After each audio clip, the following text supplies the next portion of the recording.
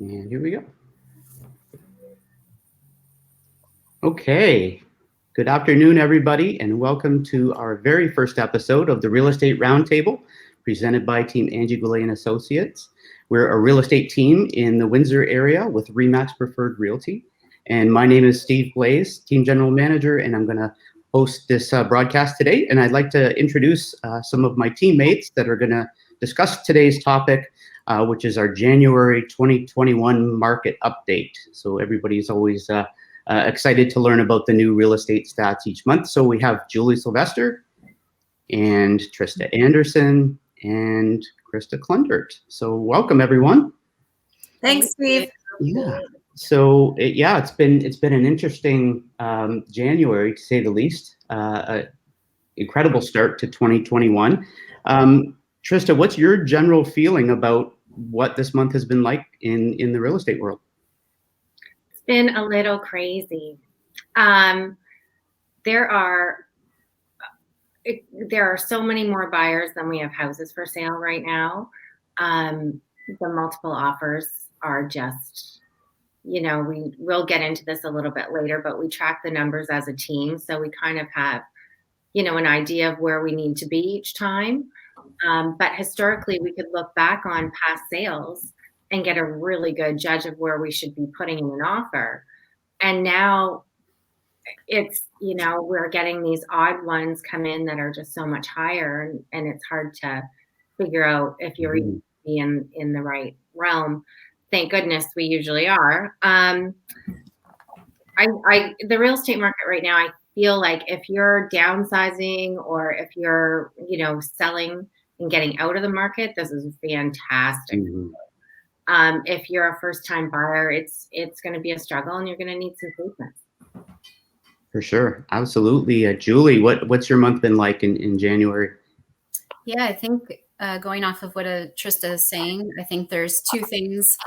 It's normally a slow time in January this time of year, and also we're dealing with a pandemic, something we've never seen before. And I think those two things have definitely led to different trends that are happening in the market, which I think is a low inventory. And then we have lots of buyers. So as soon as something pops up on the market, everyone's running to it. And that's why we're seeing the prices just skyrocketing. Mm-hmm. No, absolutely. Krista, how about you? Yeah, similar thoughts to what these two ladies are saying. I think too, we all know mortgage rates are at a historical low. So it's making people's buying power that much stronger. But with this low inventory, it's a bad combination, right? It's a recipe for disaster is what it is. So it's like both of these ladies said, it's so difficult to track and judge and guess what somebody's needs to pay to secure a house these days. You're really going in blinded. I know Steve and Trista, you've been in it just as long as I. Steve, you even longer, 18 years. We've never seen anything like this. This difficult, right? And so many people think they're asking us for our opinions. And yes, we're immersed in it a little more than the general public, but I don't know. Your guess is as good as mine. Yeah. I'd say it kind of reminds me of maybe 2008-ish, right? When it was completely reversed, though, where we had no buyers and tons of sellers, and it's the direct opposite now. Yeah. Yes. Well, even today, Krista and I are competing on the same house.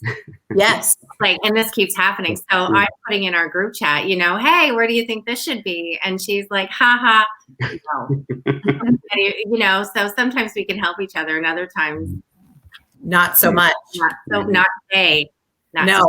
No, exactly. Well, on Monday, Steve and I competed against each other. Neither of us got it, right? But so it's just, it's tough. It's tough. And it's a topic of conversation everywhere you go. Mm-hmm. Yeah. If you could go to a party, you'd be the hit of the party for sure. Mike. Yeah. Well, Trista, do you want to jump right into the stats, and we'll go over some of those numbers for January? Sure. Our average price in January topped we went in over the $500,000 mark, which is first time ever. So we're at 510. Just, our average price going back only to October was 404. So that's just a few months, just seeing this great jump. Again, as Julie mentioned, in a pandemic. So our listings are down. So they're down quite a bit. Although we did have 401 units sold, which is higher than normal. So we're getting lower listings, higher sales prices, and a higher volume. So it's just squeezing it out. In my opinion, this is being driven not just by the area market, but a lot of the new home sales. GTA buyers are coming in for investment properties and for new homes. Mhm. So, and some resale. But that, I think, is what's driving our market so quickly. Mhm. Mm-hmm. Absolutely.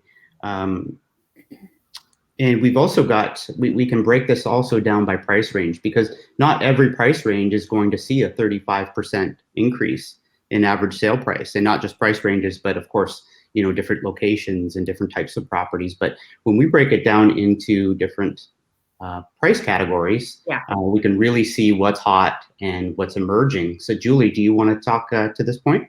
Sure. Yeah, so you can kind of see by the graph that the 300 to 450 price range is kind of our hottest price point, and that's a lot of your first-time home buyers in that range, and that's why that's numbers pretty high there. And then your next price range, you're going to see the 450 to 599, and then we're kind of getting into the higher price range next, which is going to be a lot of your new builds, and a lot of that is driven too by out-of-town buyers, like Trista was saying. So that makes up kind of a large portion of the increase in January, I think, too. And if you take those numbers out from new builds, it brings down your average price range a little bit to that 300 to 450 range for first-time buyers. Mm-hmm. Mm-hmm.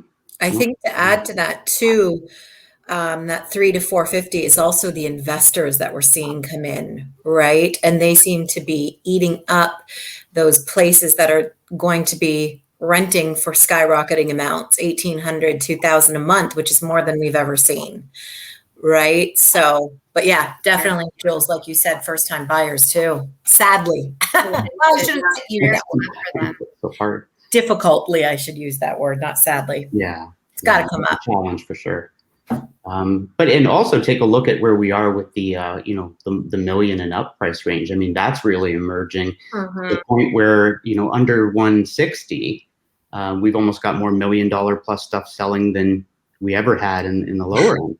Yeah. So, and that's of course the new construction market, right? Is that what you guys been seeing as well? Mm-hmm. Even over $1 million in resale seems to go so quickly, right? And I do believe that is the out-of-towners as well. COVID's taught people that they don't need to be in the big cities to work anymore. Mm-hmm. So, somebody's able to sell their Toronto at 1.5 or whatever for a bungalow and come here and have this gorgeous place in Russell Woods. It makes so much more sense. So that seems to be going. Work from home trend has definitely led to that too. You don't have to live where you work anymore. And as a side note, that I'm finding is one of the top things people are looking for when they're looking for a home is a home office, right? So whether it's an extra bedroom or a dedicated space. So, as a completely side note, if you are thinking about selling, maybe staging an office space might be a good idea, because as soon as people see that, they say, oh, I've got a place to work. Right. Great point. For sure. Absolutely. Working for children. Yeah. Yes. School. Yeah. Yes. School. And I don't know about you guys, but I found the swimming pool market has come back to life again. Everyone wants a great place for the next isolation quarantine, right? Exactly. COVID's told you need two things: a home office and a pool. You betcha. Well, Krista, we're talking about different areas being different with regards to how the market's been. Do you want to chat about different areas of the county and what's been the hottest areas, that sort of thing?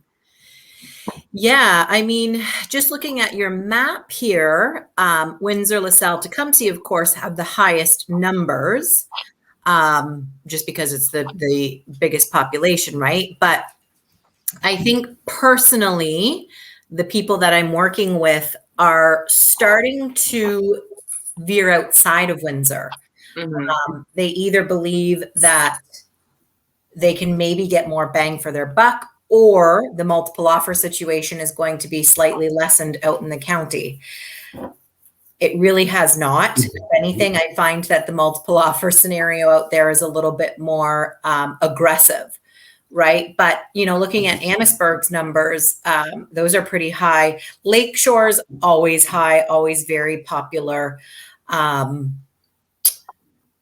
You know, look at even Wheatley and Tilbury. Those places are seeing, and again, people coming from out of town kind of want that rural setting more than being right downtown Windsor type thing, right? Like a 45-minute drive from Wheatley to Windsor down Highway number 3 is really not that bad compared to their 45-minute drive for 3 blocks. Yeah, absolutely. Right? But yeah. Is there anything that Julie, you or Trista would like to add?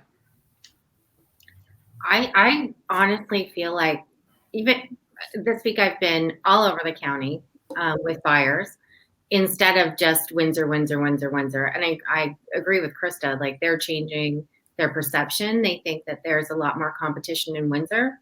I know Riverside prices have gone up astronomically. So they're looking out to Lakeshore. I'm not finding as much with Lakeshore unless it's new builds. Yes, There's really nothing in the market. Yeah. you're right. They're just not coming online. So I think if we had some more listings out there, we would see the difference. But Amherstburg, definitely. Essex, super hot market right now. Well, and you know what might be interesting? A lot of Lakeshore is made up of that kind of 20-year-old raised ranch, 450 to 5, which seems to kind of be now the point where people are moving up from there.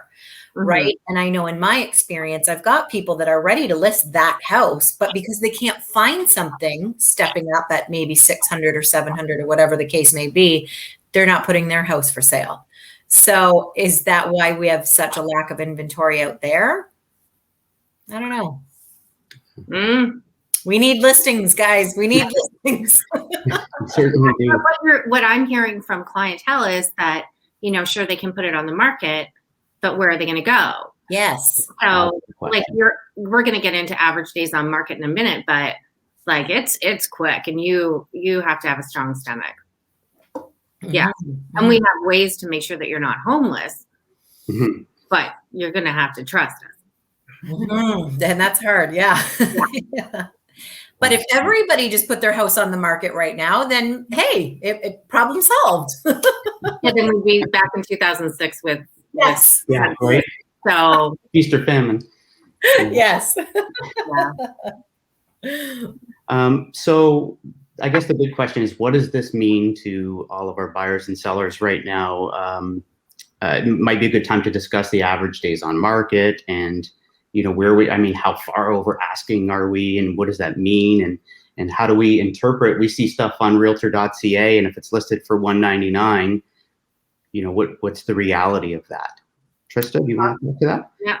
Our average days on market for January were 11. So from the time you go live on realtor.ca with your favorite agents, you have 11 days. So generally we're putting something on the market. We're holding off offers for about a week. Those offers are typically coming in more and more cash. So we're sold right away.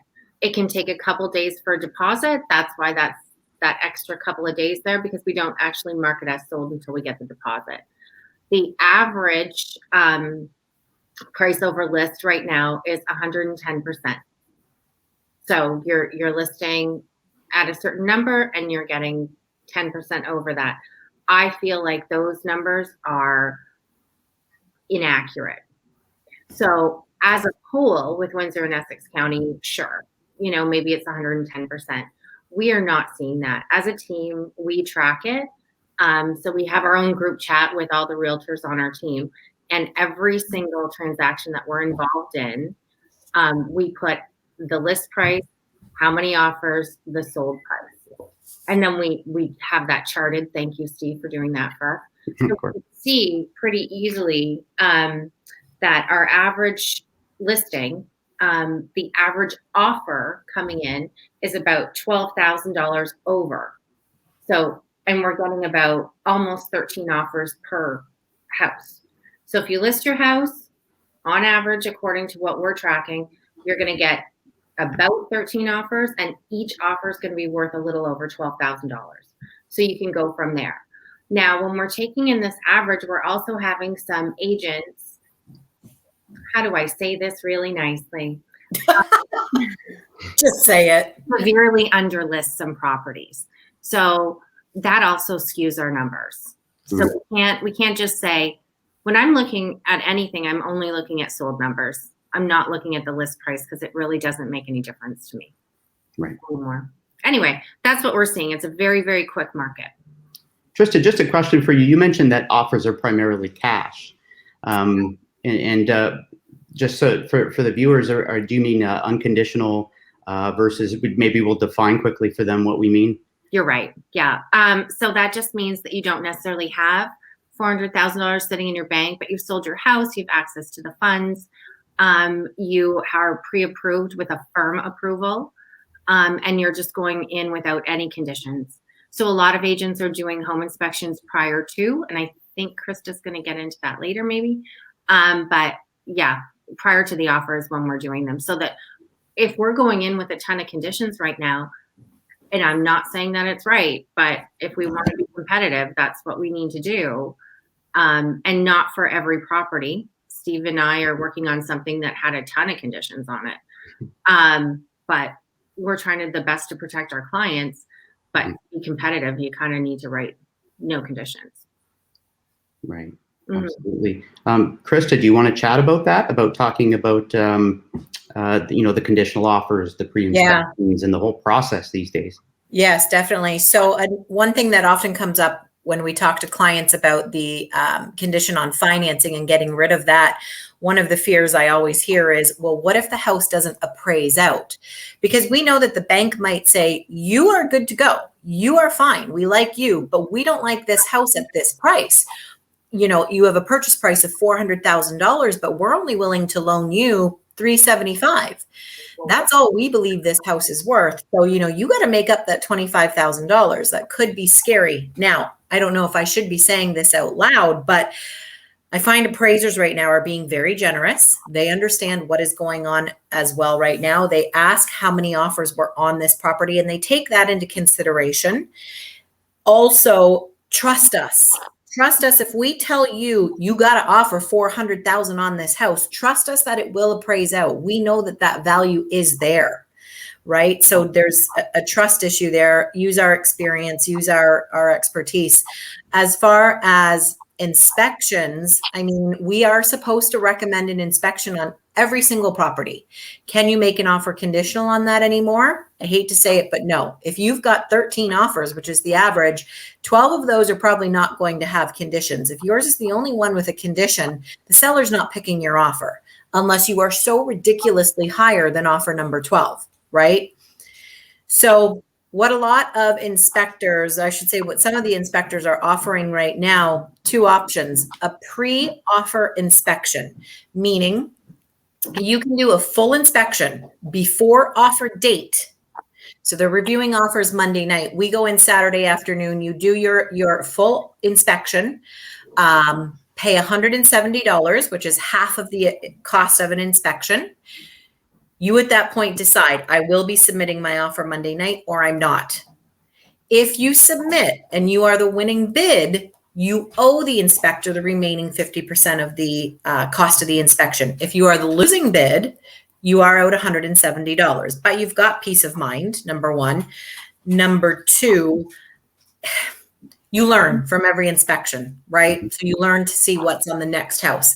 Now, again, I'm supposed to recommend an inspection on every property. There are some properties that we can see with all of our years in the business and knowing what we're looking at, you know, if the timing just isn't there, that offer's got to be in within 90 minutes. Rely on us. I probably shouldn't be saying that out loud.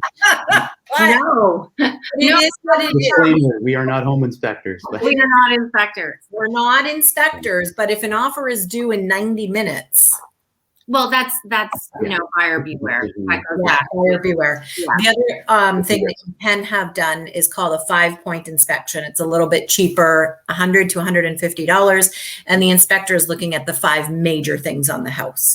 So you can do that as well. Mm. Personally, I don't use that one. Not sure if I should say that out loud, but I like the full inspection for $170. Yeah. So yeah, those are your options. Absolutely.